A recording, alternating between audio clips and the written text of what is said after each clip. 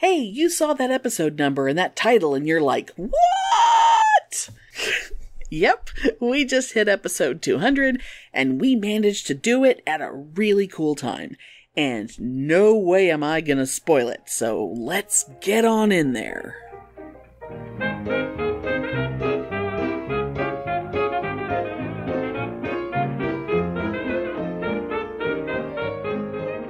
Welcome to Pitney and Amelia's Bitchen Boutique. We may be awful, but we're right.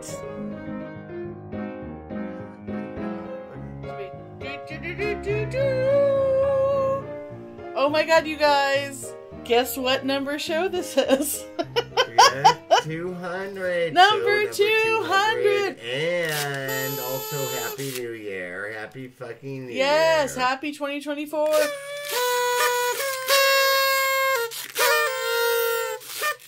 Yes, oh my god. Oh my god.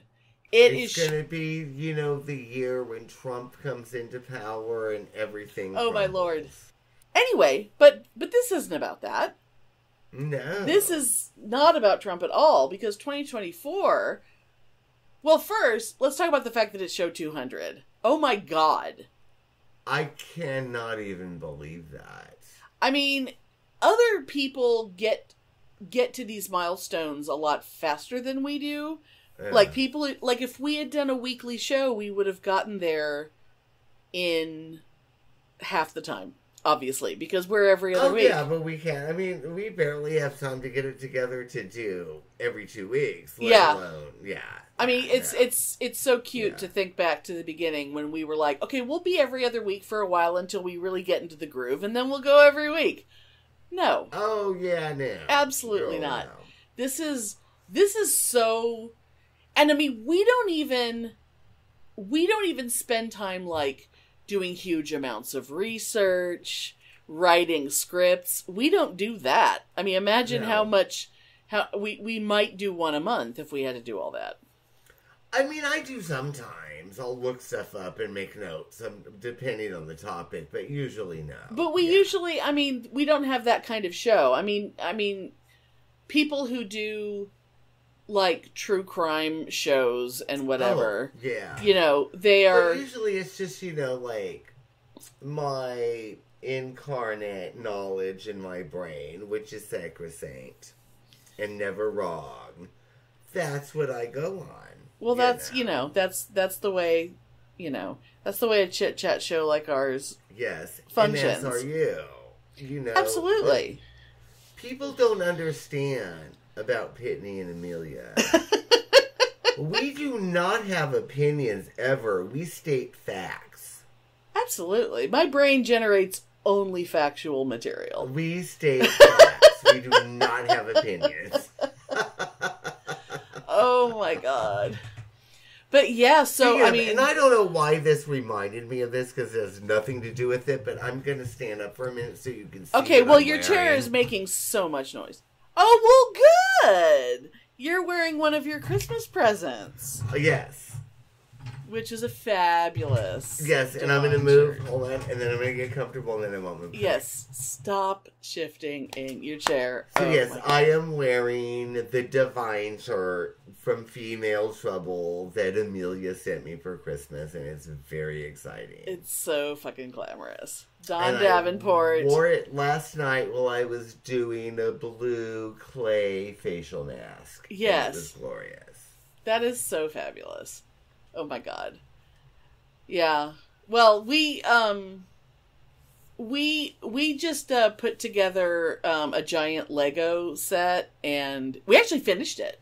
But we didn't finish it last night, because it took probably 6 or 7 hours total to put it together. But it was the Disney 100th anniversary set that has a mini scene, and then the big piece. The big piece is a movie camera on a tripod, and if you open up, and the 2 reels spell out 100, and the movie camera opens up, and there's a little teeny tiny Walt Disney's animation office, and there's a little chair and a drafting table, and you can put a little picture of Steamboat Willie in there and sit Walt in his chair, or Walt and his little pen and his Steamboat Willie can stand outside on the other piece, which is a clap, like a film clapper, laying down, and it's Walt and a black and white Minnie and a black and white Mickey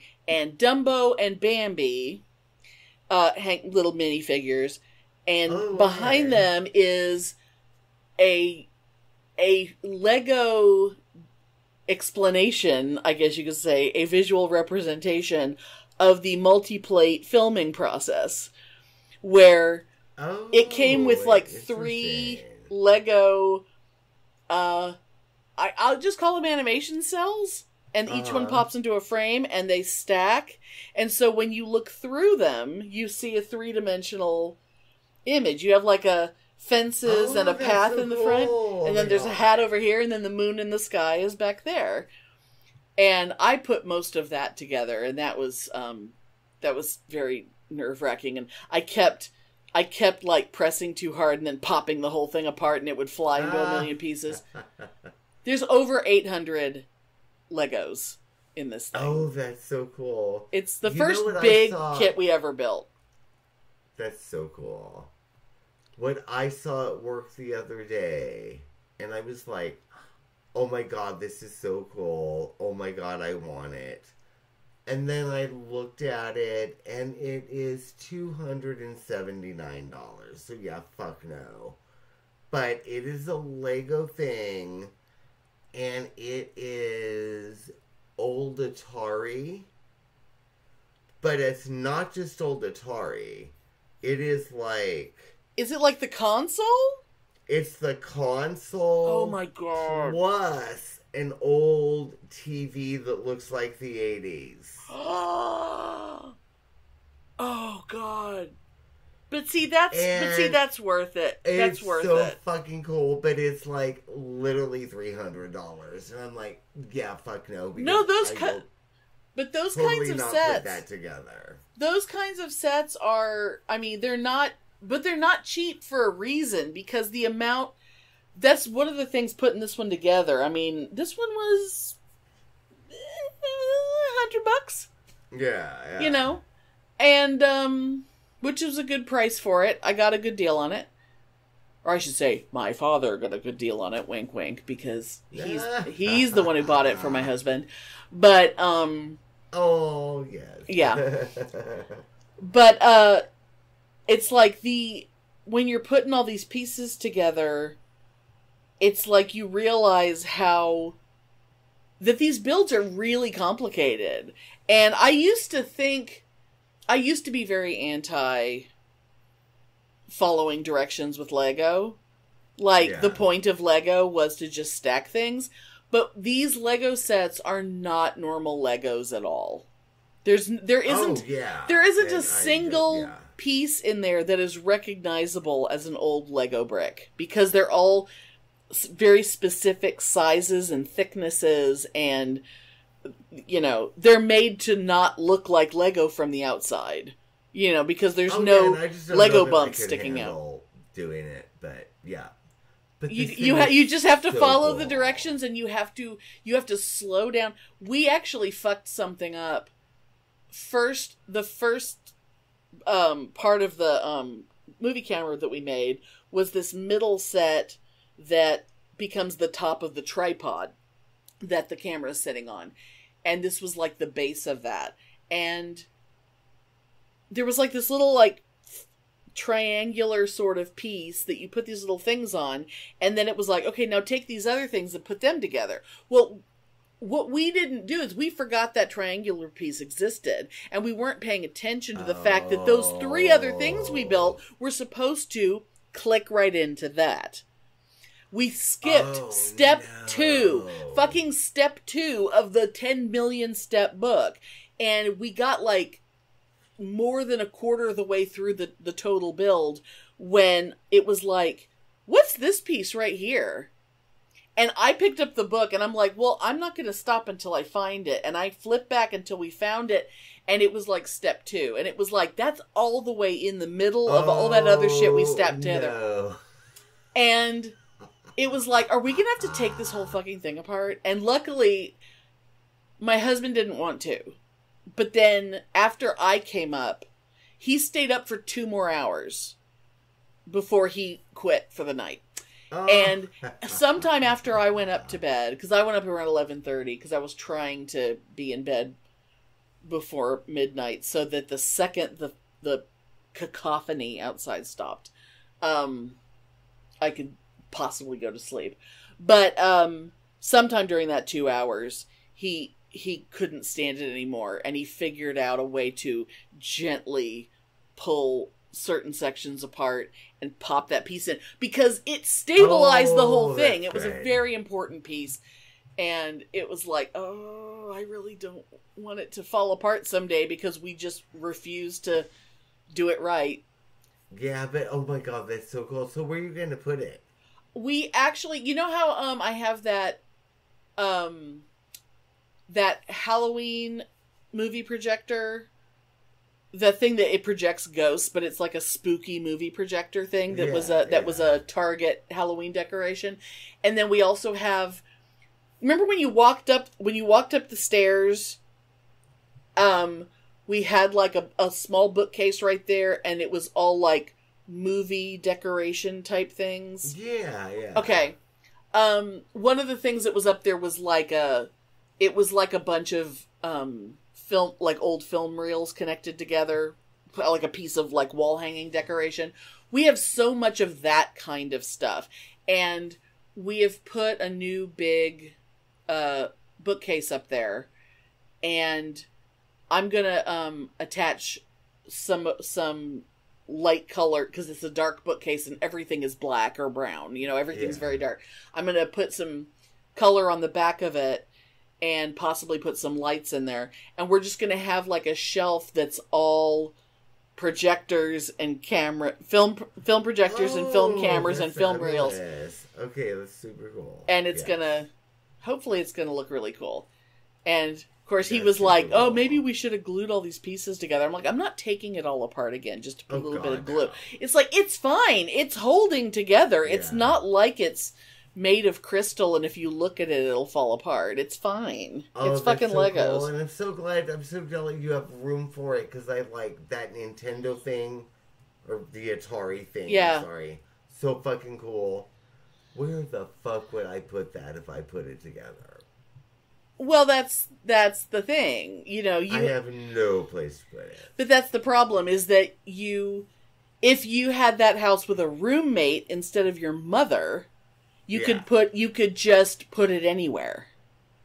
But you're not allowed to put things out where they can be seen by the public. It would totally be in the living room somewhere. Oh, yeah. Yes. Yeah, anyway. It would be, like, right next to the TV. It'd be on the mantle in the living room. Yeah. Because it's glorious. I was just thinking of that. Yes, that's perfect. Yeah. Oh, my God. Anyway. But it's a really cool thing. But it is a cool thing. I'm starting to be, like, a little too... I have to, like, maintain, like, a level of, it's fine, but I don't need more, because I could become... I mean, you know me. I could become obsessed with putting Lego shit together. Oh, yeah, there's so much cool stuff. Oh, yeah. And they're all so beautiful, and it's like the designs are getting more and more cool, and there's so many architectural ones and things that are just like, I could get myself into enormous trouble if I, you know. But that's not what this episode is about. I know.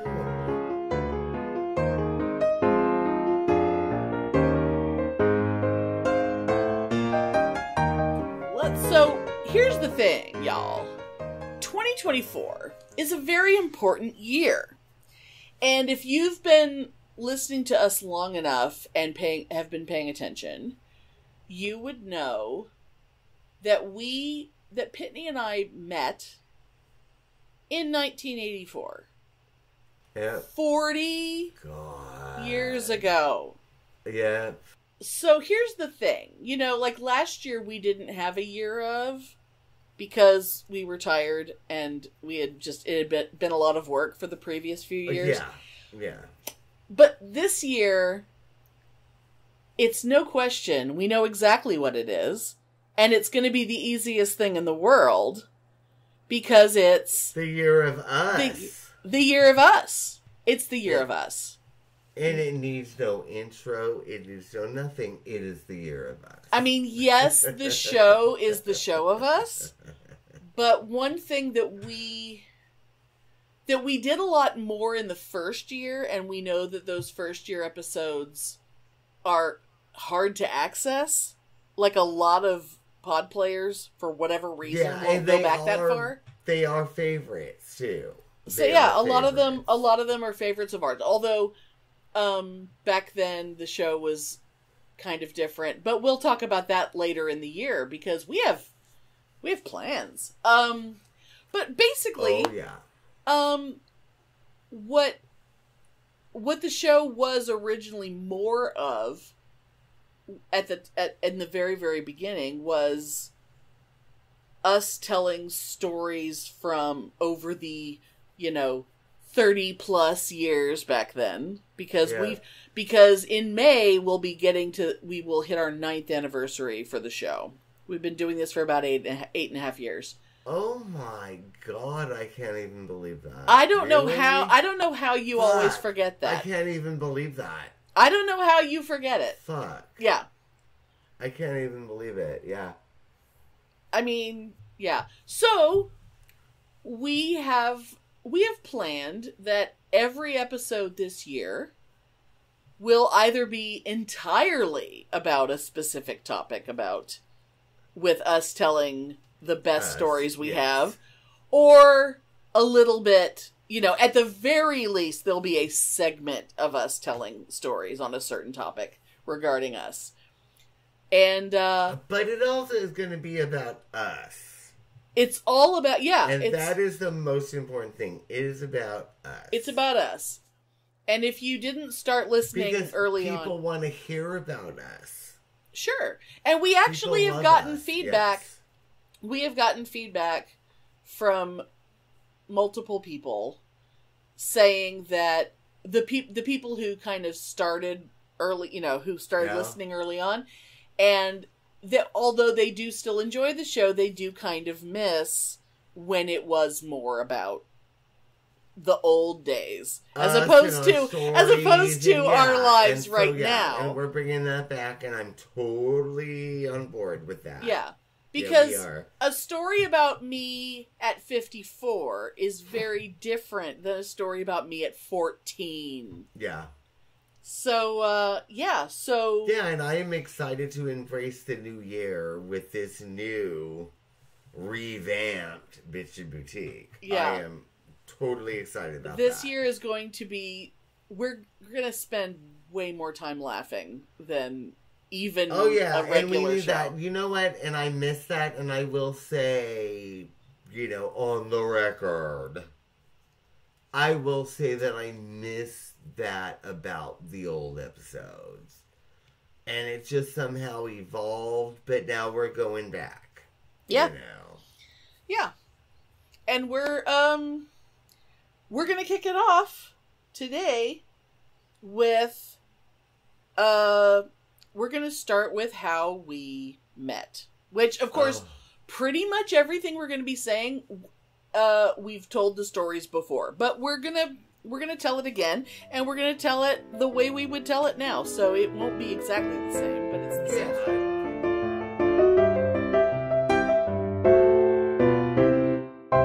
Listen up, true crime fans. I have a podcast that you won't want to miss. A heartfelt show that focuses on lesser-known crimes from around the globe called Our True Crime Podcast. All right, buckle up, I guess. We gotta put our seatbelts on. We gotta go. Every week, hosts Jen and Cam will guide you through a new case backed up by meticulous research and delivered with the utmost respect for victims and survivors. Cases like The Fatal Exorcism of Joan Vollmer. Yes, eyes can turn red and appear to glow from increased adrenaline and blood flow. I did not know that. And the Haynes family massacre. I'm almost afraid to hear it. As a parent, I don't even know. I don't know. You'll not only learn about the cases, you'll feel like you're part of a conversation with witty, lifelong friends. That's what truly makes this our true crime podcast. So whether you're a true crime aficionado, I thought you might say that. I was hoping anyway. Or a casual listener. That's a baseball team, Jen, if you didn't know. Oh, I figured it was some kind of sports ball thing. Sit down and join us for our true crime podcast. Listen on your favorite podcast apps today. It's a Sunday. I'm sitting in a dark, dark room talking to my best buddy about crime. That's right.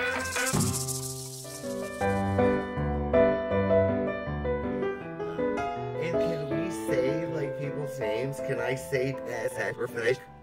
I wouldn't. Okay. I wouldn't say anyone's last name. There's no reason for that.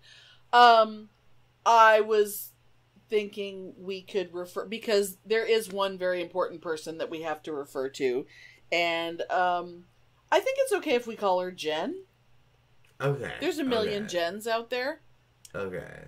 And actually that brings me to something else here. So one of the things that I've been doing this past week is doing a massive clean out of parts of my giant closet over here and all around in my office to try and get things a little more organized. And one thing that I pulled out, because I knew that I was so sure that I had a letter from Pitney from early 1984 in this box. And when I say letter, well, you know what? Let me just I'll tell the very beginning of the story. Oh my god, so, am I going to be embarrassed or no? I actually be delighted. I actually didn't find the letter I was looking for, but I thought I did, because now I'm holding something up so Pitney can see. Do you see? Can you tell what this is? I can. Is it just like a folded up binder paper? Yeah. But it's the folded and tucked. The folded and tucked. Oh my god! Did I used to do that? I can't even remember. You did when we had letters being couriered back and forth by Jen. Oh my god! Now I this can't even one. Remember that. The letter that I have in my head was like this, and it was from you. This one that I found, I thought I found it, and I opened it up. This one is actually from Jen, but I pulled it out as an example of this was actually written in junior high. So, okay, the very beginning of the story. First of all, when I was in junior high, or as some people call it, middle school, I don't know why there's a difference. I was in these little sort of honors level English and social studies classes. Mm-hmm. That's where all the nerdy kids, that's where like all the kids who tested well went. And I was in those classes with this girl, Jen. Now, Jen was actually a year younger than me because she had skipped a grade because she was that dork. She was that kid who skipped a grade in grade school. So she was a year younger than everyone else, and her favorite color was beige. And she basically wore beige with a little bit of purple pretty much every day. God, I don't remember that at all, but yeah, okay. Well, she got a little more, by the time she met you, she got a little more daring in her fashion, I guess. Yeah, and I do remember she used to walk really stupid. I mean, I remember she would always wear the Sperry topsiders. Oh no, see, I picture her in like old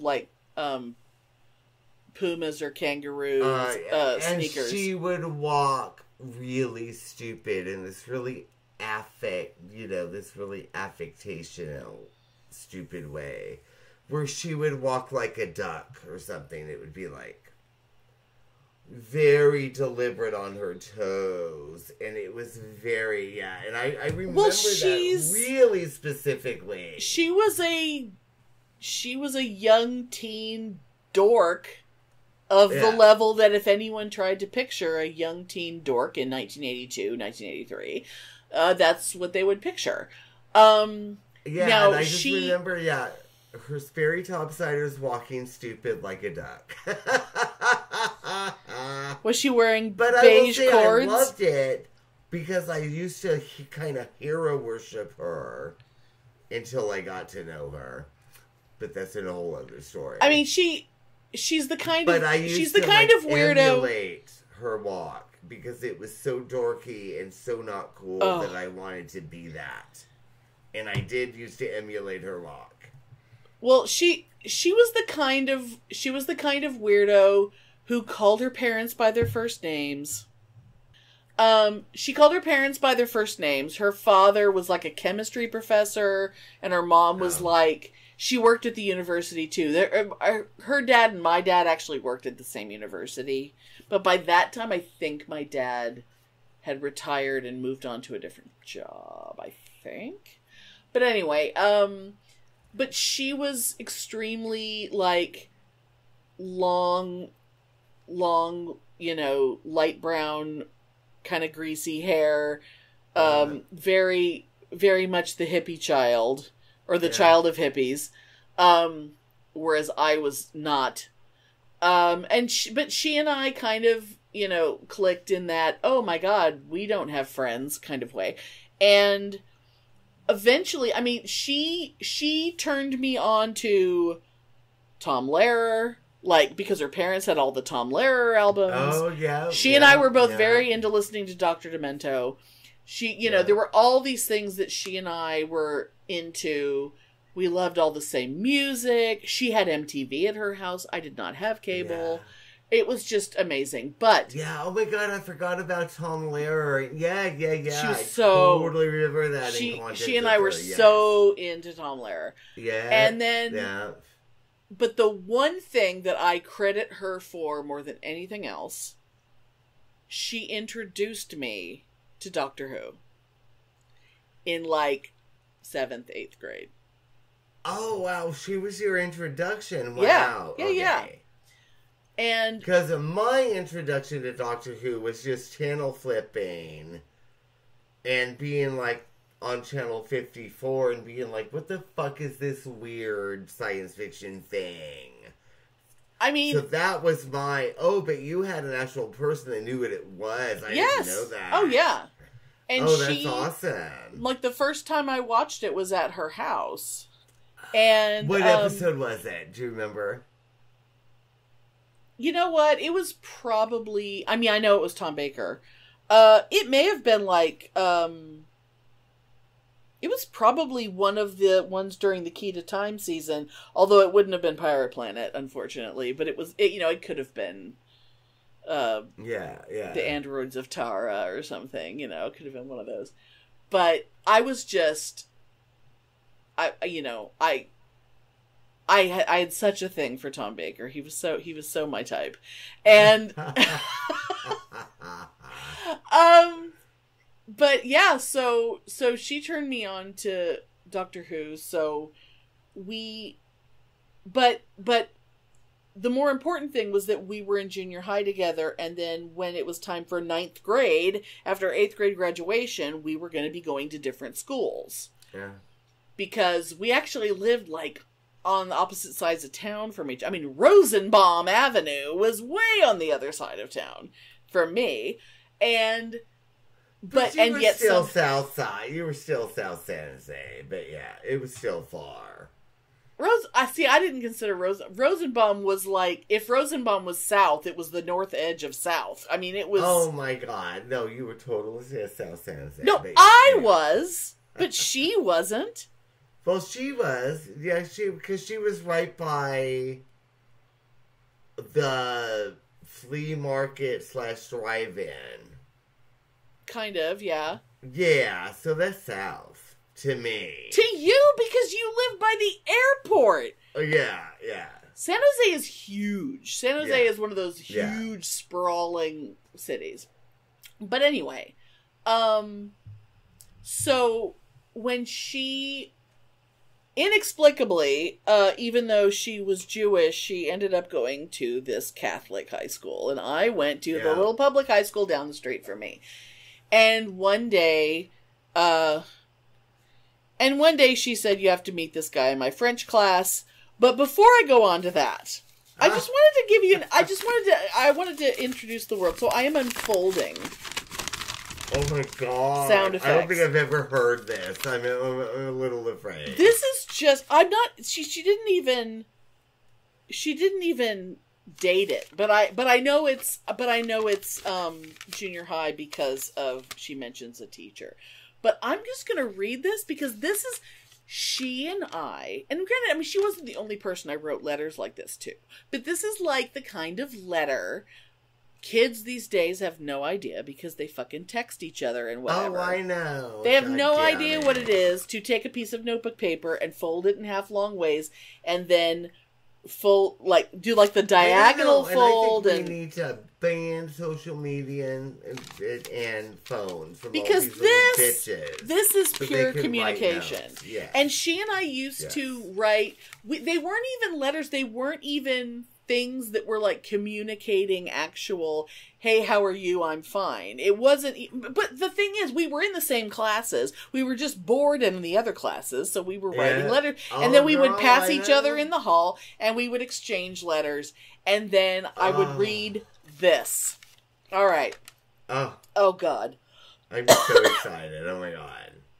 Dear Amelia, hi, how's life? I'm okie dokie. Ha ha, like just kidding. Boring. We have Ms. Bitch for a sub in Mr. McFadden's class. I mean, Miss Ehrlichner. Oh God, I remember her. Anyway, Shelley showed me this gross thing. Okay, what is this? And she drew a little picture. Okay. Now are you ready? A very determined worm crossing a razor blade. So it's like a line, and over here is like the whole worm, and over here it's a worm in sections. It's not funny. But sick, isn't it? Oh, like barf in my socks. Grossamundo. You should be walking with me towards the office to get our tickets. Boring, so boring. I don't know what she's talking about, tickets. I've got a good idea for our group thing in Mr. Knight's class. That was our social studies teacher, and pretty much every girl had a crush on him. He was adorable. Oh, okay. He was a great teacher. But anyway, I can't stand... Oh, God. Okay, I can't stand John M. He is so annoying. I would like to feed him to my cat, though my cat will probably die of it. Poor kitty. Oh, hate, hate, hate. Oh, well, back to reality. Flip. My idea is to have short sentences about some other stuff, and then about 15 seconds of West Germany news. We should call our West Germany report World News and say, like, in the World News today, we talk about West Germany growing problems. We could start like this. Announcer. And that was the weather from Channel 7 News. Some more storms for tonight. Farewell to MASH party and strong winds rock the Bay Area. But now the 11 o'clock news brings you our weekly world news. The spotlight... This is so bad. The spotlight this week is on the growing problems of West Germany, blah, blah, blah. And when we come back, we will talk about the big MASH bash. I guess it was the last episode of MASH, maybe? Oh, God, I don't even know. I'm blank for Channel 7 News. And then she signed it, Gotta Jam, Yennefer.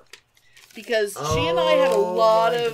Oh, my God. It was the times. It was the times. And I gotta say, though, because the Yennefer was... there was a lot of nicknames. I mean, you and I had a lot of nicknames for each other. I mean, Pitney and Amelia was just the last ones. But back in those days, going back through this big box of letters, many of which are from you, they're just not that old. Oh yeah, I know. I'm sure. Yeah. But I'm I'm getting letters from people who are calling me SF, and I had to remember SF stood for squishy fingers. And it was all because one day in gym, when we were doing tumbling or something, and we had to put the mats up, someone put their mat on my fingers, and I said, oh, I squished my fingers. And then my friends started calling me squishy fingers. Because life was different in the 80s. Yeah. We found the dumbest things so funny.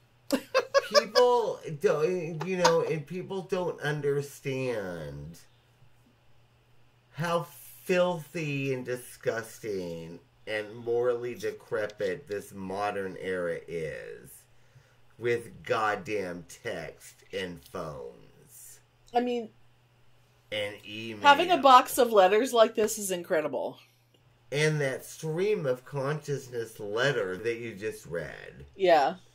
Was fabulous because that's how life was and should be amongst friends. Nothing is more representative of, 1982 than that letter. They text, so yeah. And then that can be interpreted 20 different ways. I'm sure there's been friendships ended by somebody saying, so yeah, on text. Because they don't know how to interpret things. I mean, considering that I had a friendship end because I wished someone a Happy New Year. But I think we should go back. I think we should ban text. We should ban smartphones. We should ban social media. And it should all go back to letters and telephones and VHS. Well, except that almost all of my friends are people that I only have access to them through social media. But whatever. But that's not what we're talking about. We're talking about how you and I met. Oh, okay. So one day... Yes, we are. Yes, we are.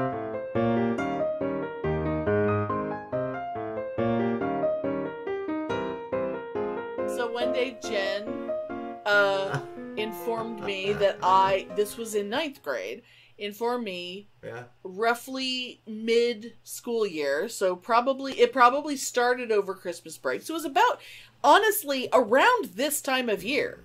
Yeah. Informed me that there was this guy in her French class that she really wanted us to meet each other. And pretty soon we started, even though we didn't know each other, you and I started writing each other letters that were folded up just like that one that I just read, and Jen would courier them back and forth. And oh my god! I don't. I mean, I kind of remember, but not vividly. Yeah. And it was for I think for at least a month she did that, and then eventually she was like, "You guys need to just exchange phone numbers." Yeah.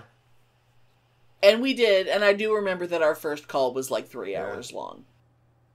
And of course, that's 3 hours of tying up the house line, which is another thing people don't, only people our age remember.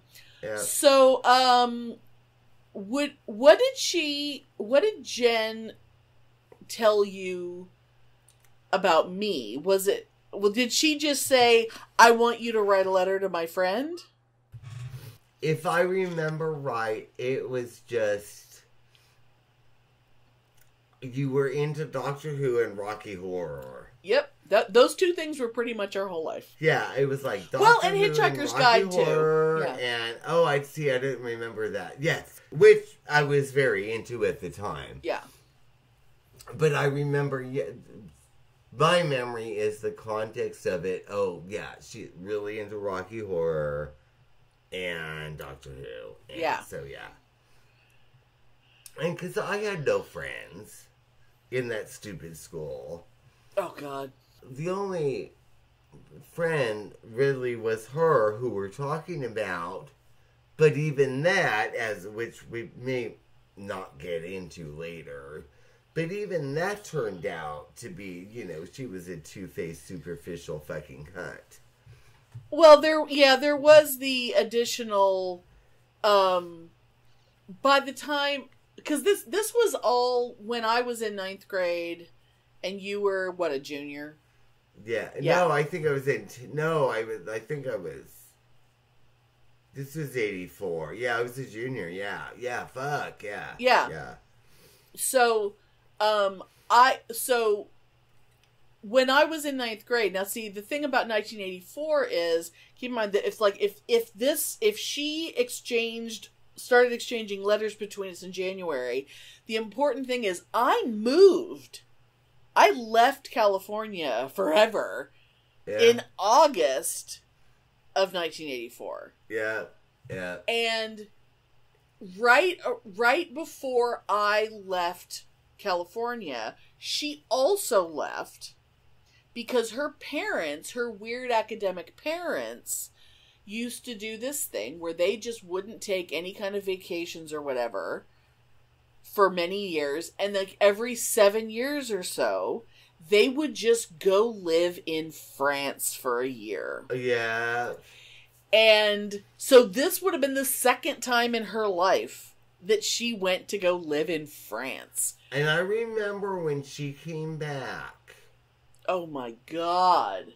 She was such a freaky deaky bitch that I could not relate to. And she ended her friendship with me because she said, within a year of coming back, she wrote me a letter, which I still haven't found yet. I'm going to go through all this shit and catalog it and put it in chronological order and everything. But she ended her friendship with me because, according to her, her therapist told her she shouldn't be friends with me anymore. And I'm like, that is some horse shit. She was, but she was fortunate that, she did introduce us. But God, she's a fucked up bitch now, and I have no desire to ever come in contact with her again. It would be so weird. Yeah. Because don't you remember one time, you and me, we were at my little apartment on Lavaca Street in Austin, and we called her. I remember calling and hearing her answering machine, but that's the only thing I remember. But the thing is, we gotta say, this was not, we Googled her and found her phone number. I don't even know. Yeah. I guess we called information. Yeah, I think we would have to. Because I don't know how else we would have found her phone number. But and I wish her nothing but the best. But also, fuck you, because you turned into, like, a stupid bitch after France. But anyway. Yeah. Now, one other thing that started in 9th grade for me was that I discovered that a couple girls that I was friends with, sort of, at school, that they were also into Doctor Who, and that through them I found out that, you guys go to the Doctor Who fan club? And I was like, and my parents let me go with them. And this other, just this assortment of kids from our school. Yeah. One of whom was at your house for your mother's birthday when I went to visit you last year. Yeah. To surprise your mother, because you're still friends with her. Yeah. That was mind-blowing. But anyway, so... And she was actually over here last night, too. Was she? Oh, but that's nice. Okay. Yeah, she was over here last night for a couple hours. How fun. Oh, my God. But, it's like she and I and some other people were going in this girl, Shelley. Her dad had an RV, and we would all pile in the back of the RV to go to, at that time, the library of Milpitas High School. Yes. Which is, I only went there for 2 meetings. Yeah. Before the meeting of the Legion of Rassilon changed to the Channel 54 building, which was, Channel 54 was the public broadcast station in San Jose. Yeah, and that was walking distance from my house, like literally 2 blocks from my house. But amazingly, you had never gone before. And so after, it may have been either my second or third LOR meeting, maybe. LOR meetings were once a month, right? Yeah, they were once a month. So it was probably April? The April meeting? God, I don't remember. Because after you and I, because this is one of the things that blows my mind. Pitney, it's like when I told Pitney that I had been going to these meetings, and it's like, you should come to the Legion of Rassilon meeting. It's at the Channel 54 building. And so I knew I was going to meet you face to face for the first time. Yeah. And somehow, when we saw each other, like, I walk in through, there's like an outer door, and then you're going into like a meeting room. Yes. I walk in through the doors, and suddenly this guy is standing in front of me with this huge smile on his face, nearly hyperventilating because he's so excited to see me. And I knew it was Pitney. I knew it. Yes. But how did you clearly saw me walk in and like ran over there? Yeah, so, I remember. I totally remember that really, really well. I do not remember. How the hell did we know what we looked like? I don't know, but we had no way of exchanging photos. No, we had nothing. Yeah, no. But it was just, I just knew that it was you. Yeah, we somehow knew. We've always, we realized pretty quickly that we kind of share a brain, and I think there's just it was just a matter of time before we found each other. Yeah, I totally, and in fact, I can picture the building, I can picture those double glass doors. Yep. And I totally picture it. Oh God, those were good times. Legion of Rassilon still meets. I know, I've looked it up. They still meet in the dining room of is it a Denny's now, or is it Howard Johnson's? I don't know. I saw someone had posted video from a meeting, from like a holiday gathering or something, from like one of their meetings was, and it was definitely in a banquet room in a restaurant. And there weren't that many people there, but it was thrilling to see that level of dork. That I still know that are involved. In fact, I know the president of it now. I used to be friends with. Oh my God. Whose name I'm not going to say. No, there's so many. Just because. But I would love to see him again. But the reason why I have not gone to the meetings is because Sarah has told me. Because that's where we met her too. That's where we met her.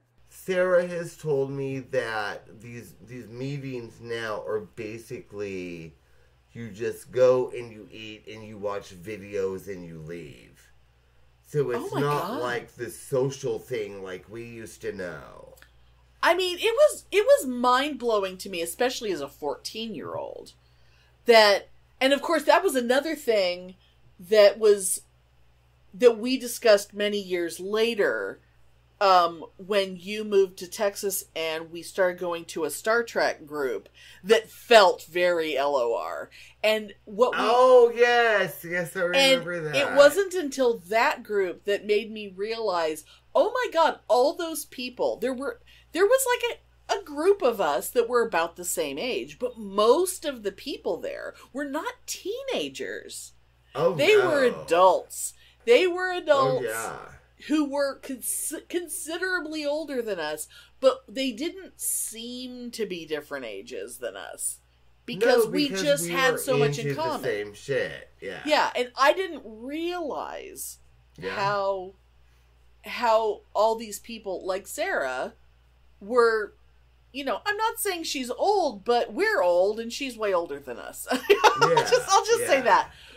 But holy shit, and I remember when we go to those meetings, I mean, we're talking like somebody in LOR had a friend in the UK who would videotape Doctor Who and mail VHS tapes. So we got to see we would things. Get these, like, horrible quality, like, film from the TV VHS copies of Doctor Who stuff way before it would come out in the United States. Yeah. Like, I remember finding out when Peter Davison became Colin Baker. Like, I found that out in an LOR meeting, and we got to see those episodes of when Peter turned to Colin, and I just remembered being, like, repulsed by Perry Brown, who was the brand new companion at the time, because she was literally introduced by a long pan up her body while she was in a bikini, which is not what that fucking show is about. Yeah. But the 80s were weird in that way, in that phase of the show. And I remember I hated Perry because she reminded me of my cousin Candace. Oh, she was supposed to be the American companion. There was so many things about her that were like, fuck her. She was so Candace. No one's watching the show. Well, they always used to say, like, the female companion on the show was always there, for the dads. That's how they always put a little something for the dads. Oh, yeah. But it was like, she was a bit much. It's like, excuse me, if the dads were there for Sarah Jane Smith, that's a whole different thing than the dads being there for Little Miss Bikini.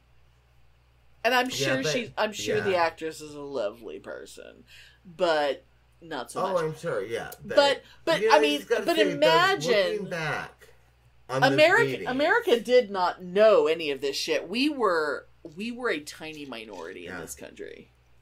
But looking back on those meetings, I wish, again, old fart, I wish goddamn the internet and all this online fucking horseshit didn't exist anymore. Because looking back on those meetings, that's how we got together with like-minded people. Was to go to meetings. And to go to the bookstore when we'd have the book signings for Douglas Adams or whatever. And you would actually meet people in person. Yeah. For things you had stuff in common with. And you would go to conventions. Well, and you would have experience. I mean, it's just so... I don't know. You lived somewhere where you could do that, though. Internet. But you lived somewhere where all kinds of fandom were so active. Yeah. That there were things to go to. Very fortunate that there was fandom. Yes. When I moved away, I moved to a place where there was kind of a Doctor Who club. Kind of. And I went to one meeting, and it was weird, and that meeting was when the show was going on hiatus. I specifically remember that because I have a newsletter. I have a newsletter from that club. But it was. Yeah. It's like there weren't cons to go to. There wasn't anything, and there wasn't. There weren't like the kinds of bookstores where there would be a bulletin board where you could find out about shit. There wasn't that shit. And, I mean, even when I would go to Austin for things, because I didn't even live in Austin, I lived in a very, very small town outside of Austin, I wasn't near anything. And there was no way to find out information about things. So, I personally think the internet is awesome. But, Xena fandom. There was no in-person Xena fandom. Internet fandom. But I'm an old coot, and that will never come back, and that's okay. I mean, there are still conventions. They're just not the same. Oh, they suck. They're not the same. They are not the same, and we can't even get into that. Yeah, that they're not the same. I will say, though... Okay. When I was going through stuff, not to make a huge tangent on this, and I won't say. I'll say the name, but I'll bleep it. Okay. I have no memory of this, but I apparently sent a lot of letters back and forth to Kevin. Oh. And, I mean, sorry I haven't written. School has been intense. I saw Golden Bow. You remember the group that opened for TimeCon 84 costume contest last Sunday with Shelley and Tristan. Oh my god, and it's so funny, I totally remember that, and I know who he's talking about. Yes. I mean, and he's asking me if I had any photos of him in his kilt from TimeCon. Now let's talk about TimeCon a little bit, even though we'll talk way more about cons later, but TimeCon was very important because it was like the first convention I ever went to. It was all about being obsessed with Doctor Who, and it also was like one of the last things. It was the first and last con we ever went to together for years. Yeah, because I got to go to a con, and then I left the state. Like, literally, it was the first weekend of August, and the last weekend of August was when I moved to Texas. That con, fucking magic. Yeah, nothing's ever been. For so many reasons, and what my most vivid memory of that con was meeting Leslie Fish for the first time. Because I tormented the poor women that were at the Off Centaur booth, which was, Off Centaur being, the publishing company that did all the film tapes, and I was like, I read Leslie Fish is going to be here. Is Leslie Fish here? And then I come back, is she here yet? Is Leslie Fish here? Is she here yet?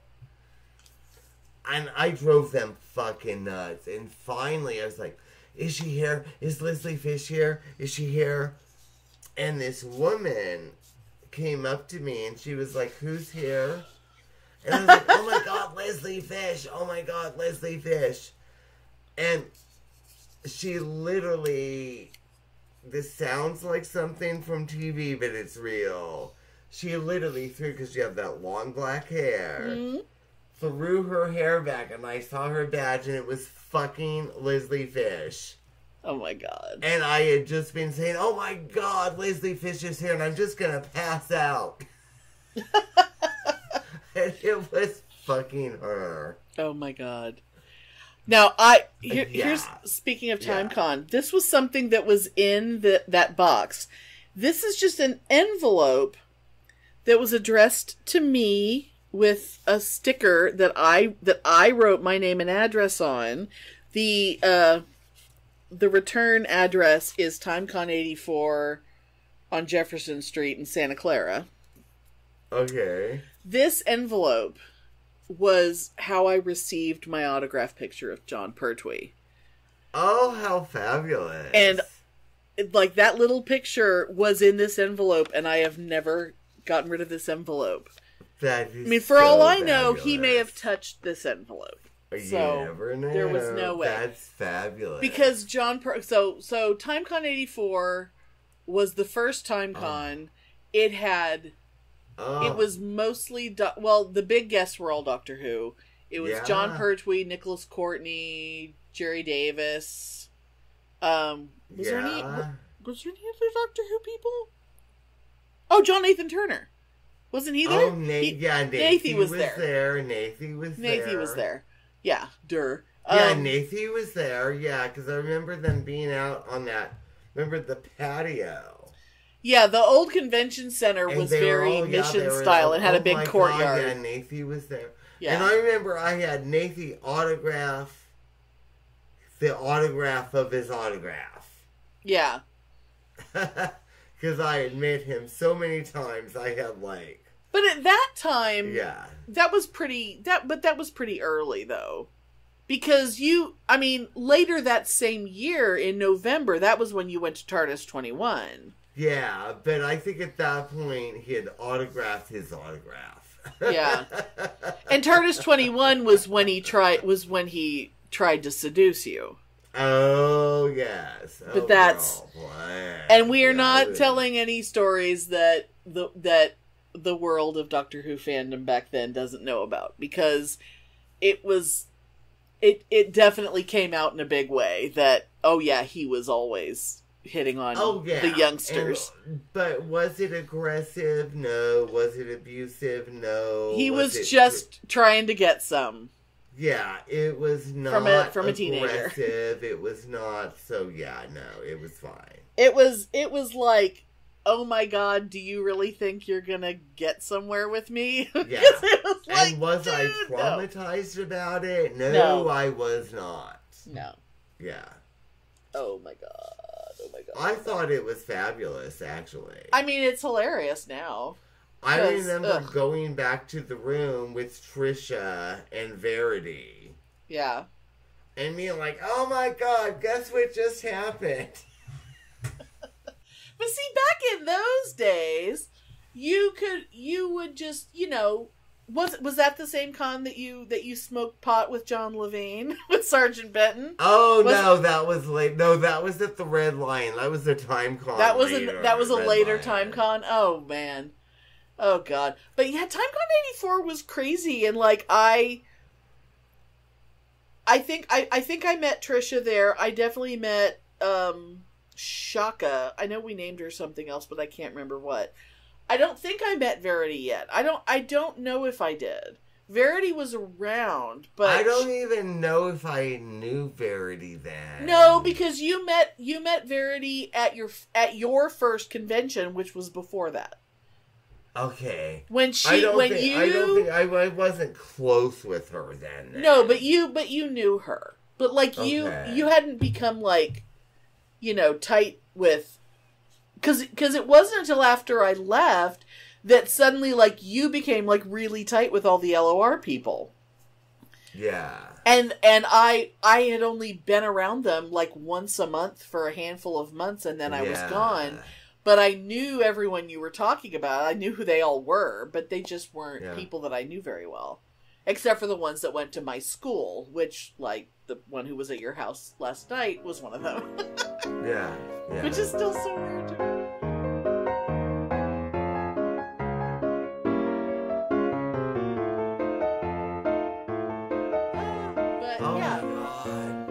But 1984, goddamn. So yeah, 1984 was a very significant year. That was a good year. Yeah. And it was 40 years ago. Fuck. You know, in all of our online things, this month I'm going around, because they're all 30 plus years of stories and whatever. I'm going around. I'm changing them all to 40. Yeah. Because oh my God, girl world. Well, okay. Yeah. I can deal with it. Not quite, but I can. I mean, it's like, it's not that we don't know how old we are, but to think that it's been 40 years is kind of crazy. But like 40 years ago, like this month was when Jen was like, you gotta meet this guy in my French class. That's crazy. That's fucking crazy. And I hope she's happy and successful and doing fabulous. But God damn it, I don't ever want to see that bitch again. No. I hope she's still, playing her viola and wearing her weird fedoras and so like and riding boots. Be Jen, but fuck you. Yeah, she kind of she kicked off a great thing, but she ended it badly with both of us, And she was really good at oral sex, apparently. Apparently, yes. Apparently, she just went to town. She was a master philatrix. Yes. And that's a weird thing to run into another friend later and find out, it's like, why do you have to hear about that? Yeah, why am I hearing about this really? from some guy? Why are we hearing about this? It's like, well, I know I only dated her for a little while, but I just really, really want to see her again because she was a master fillatrix. A master fillatrix. Master fillatrix is a hell of a name. God damn it. The next time I get a dog, I might have to name it Master. No, actually that would be bad because people will be like, "Why do you call your dog that? Does it involve peanut butter?" No. I'm not like that. Okay, so when we're done, you just go downstairs and you go to Felia now. And you just look at him and you say, Master Fillatrix. And just see what he says. He'll know it has something to do with you. I know. Oh, yeah, He'll know. Yes, he totally will. Yes. Oh my god, I'm laughing so hard I can barely breathe. Oh my god. I have not laughed this hard in a long time. This is fabulous. And just for fun, just because it's sitting here, can you see this picture? Let me see if I. Yeah, is it Tim Curry on the toilet? No! No. No, it is not. Tim Curry cleaning the toilet. No, this is a Christmas card from you from back in the 80s. There is a toilet. God. It's it's one of those like black and white pictures that's been colored by hand. Oh, okay. It's a Christmas scene of a woman with her, holly wallpaper and her pink Christmas tree toilet paper. And she's got a candy cane toilet brush. And she's wearing giant Christmas balls. This is a Christmas card from you. Oh my god. When you were holding it, it looked like Tim Curry cleaning the toilet. It's just the hair and the eyeliner. The eye makeup. Yeah. But of course the inside says, Merry Christmas to the life of the potty. Oh my goodness. Oh, you know what? Okay, you know what? I'm going to read this one paragraph from you. Just because. I finally did my Marcus costume for Halloween this year. As soon as Trisha gets the pictures done, I'll send you one. I never saw this costume. It's fabulously hideous, that outfit. Green pumps. I painted a beige pair with an ink pen. Green tights, which is not unlike the black pair that you spray painted safety orange. Yeah. Okay, so green pumps, green tights, orange stockings, garter belt, green and black wig, and mini dress, green of course, metallic palmolive green. You would have died. Oh my god. I've never seen that Marcus outfit. Oh my god, I was so fabulous. I think I have pictures of what I'm talking about, I think. Oh my god. Yeah. I mean, it's not like I haven't seen you in a garter belt before. Because, I mean, if I had $1 for every time I've seen you in a garter belt. Oh my god, I remember in high school, I had started the Garter Belt fan club in high school.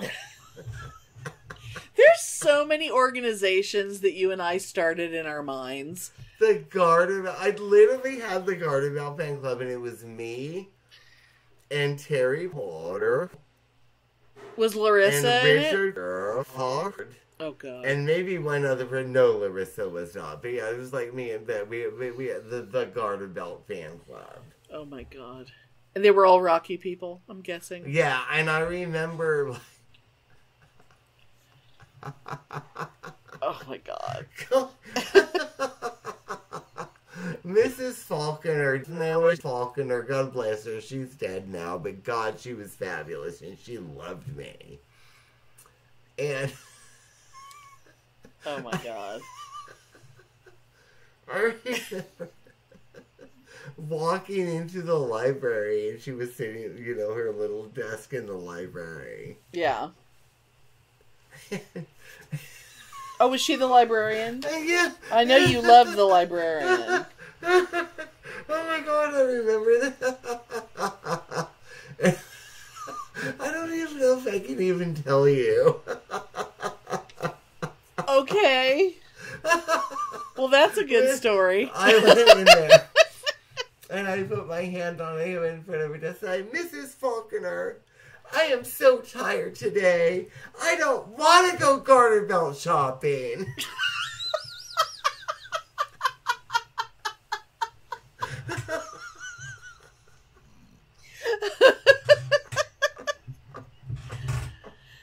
Oh, God. And I remember she just laughed, and she looked at me and said, oh, Pitney, you're so silly.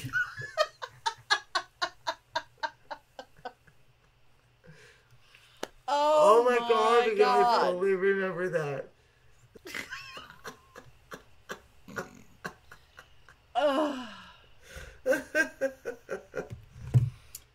Garter belts, rah, rah, rah. Yes. And God bless her. She's dead now. But I remember in my yearbook, my senior year of high school, I remember she wrote me this really sweet little thing. And she's like, I have grown so much being friends with you over the years and watching you, blossom. And watching you struggle to become, to find yourself and, Wow. Because she totally knew what was going on. Yeah. And she was a librarian in a Catholic school. I'd never forgotten that. That was a really sweet thing, yeah. And she was like a librarian in a school where the administration would join in with the beating of the gay kids. So, oh yeah, and her and she was different in her school. The fabulous Falconer, who I'm just talking about now, and the fabulous Laura Manukian, the librarians, they would bring me. They were like, well, we're getting rid of this, but we thought you would want it. They would bring me old makeup. So they give me eyeshadows, blushes. Oh my God. Because I would always talk about, because I would go and I'd say, Mrs. Manukian, look at these eyebrows. Don't you think that, I totally remember this.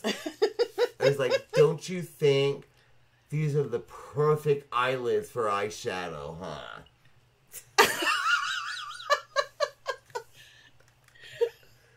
That was before you realized that the perfect thing for your eyelids was lipstick. Yeah, that was before you realized that. Oh, yeah, Pitney, that's perfect. You have the perfect, they loved me, and they would bring me makeup and stuff. That's adorable. Yeah, and this is like in the 80s. This was not a tolerant time, but they fucking loved me. And then I remember coming to visit them a couple years after I graduated, after I'd come out. Right.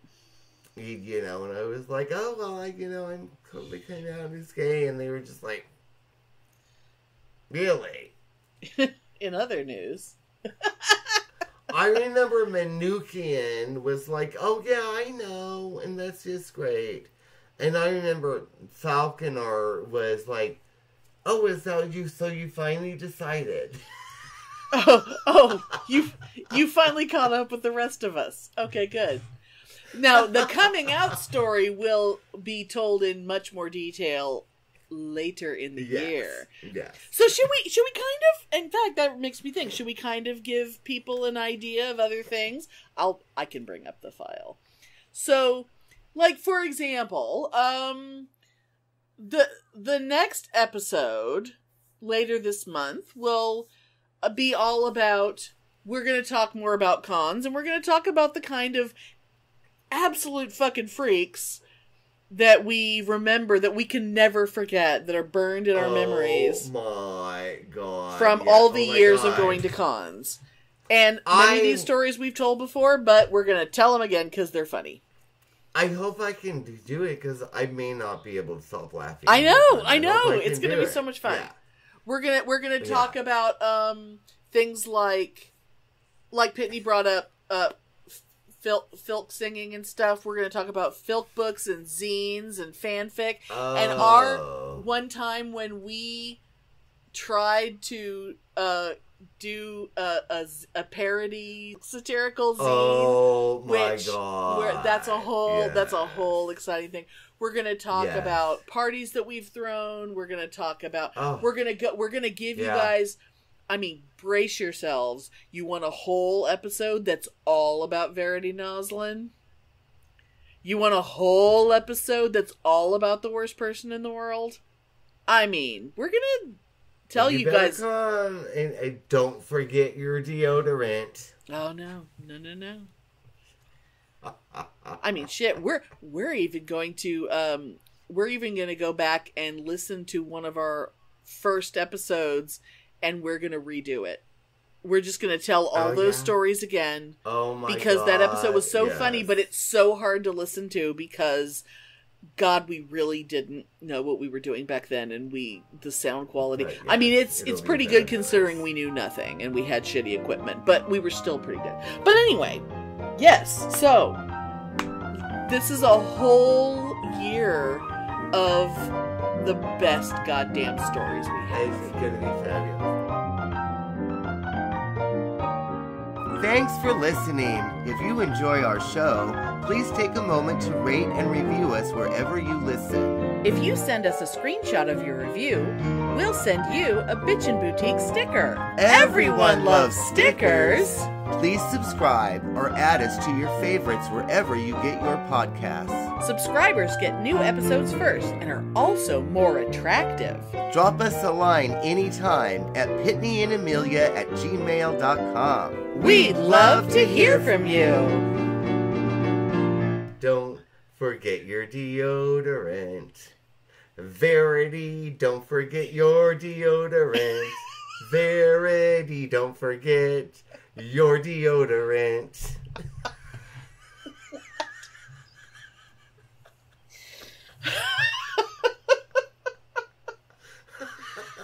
I was trying to remember. How does the tune to that Red Dwarf song go? Oh, because remember the "You're Not a Fan." Oh, that was about. Shut up! Oh, how dare you even call yourself an SF fan? You're no fan. Oh God, this year is going to be ridiculous.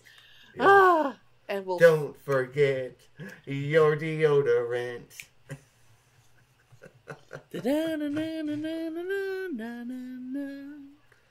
SF fan, you're no fan.